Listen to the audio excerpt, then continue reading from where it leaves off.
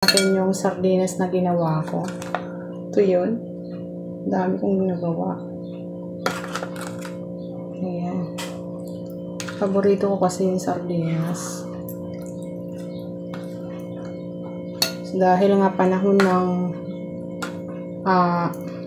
tamban, nag-crave ako ng sardinas. Matik ako na gumawa ko ng sardines. Kasi nga dahil nga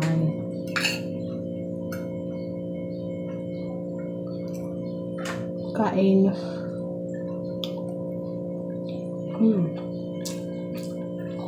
Masarap. Ulit ko yung spicy. Masarap niya. Sardinas na sardinas talaga.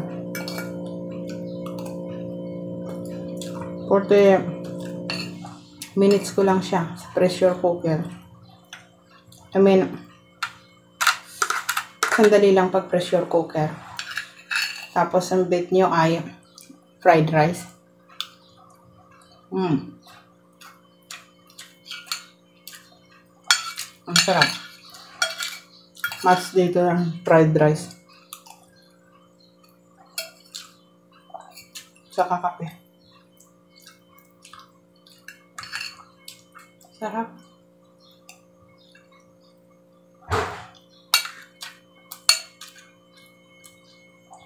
Delicious. Sarap.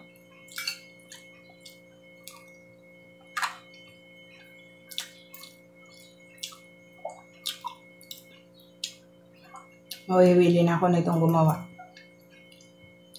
Subukan nyo ito guys. Masarap talaga siya. Madali lang pala gawin. Tsaka mura yung tamban ngayon. Gawa na tayo ng sardinas natin. Pwede natin itong i-stock.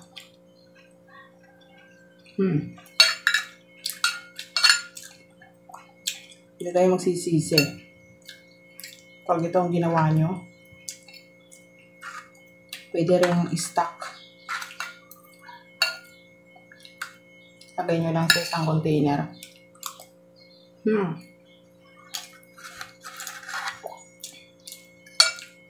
Dahil nga murang tamban ngayon, pwede natin gawing sardinas nga naman.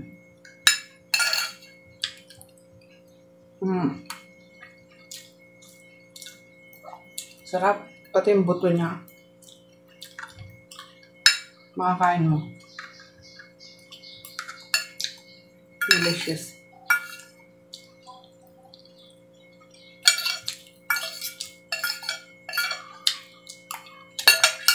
Ang sarap ng sardinas.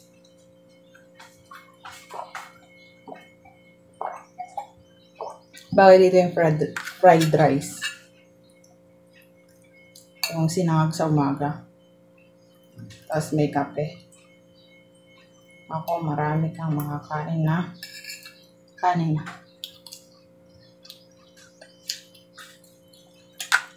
Sarap.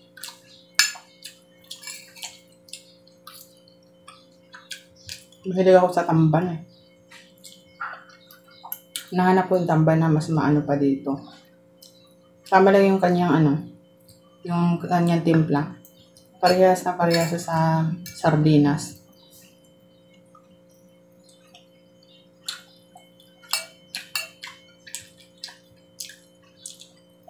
Ang sarap.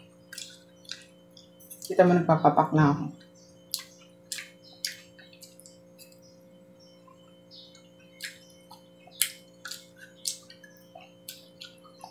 Gawa na kayo ng sardinas na. Sa halagang 100 na tamban. Marami na kayo magagawa.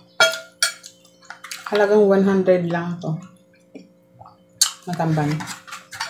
Sarap. Delicious. Sardines. Homemade. So delicious guys.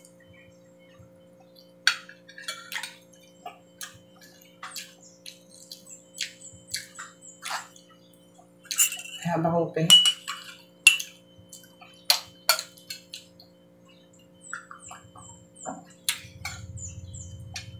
Thank you guys for watching. Please subscribe to my YouTube channel and follow my Facebook page. If you buy something, please click the yellow basket in my TikTok shop.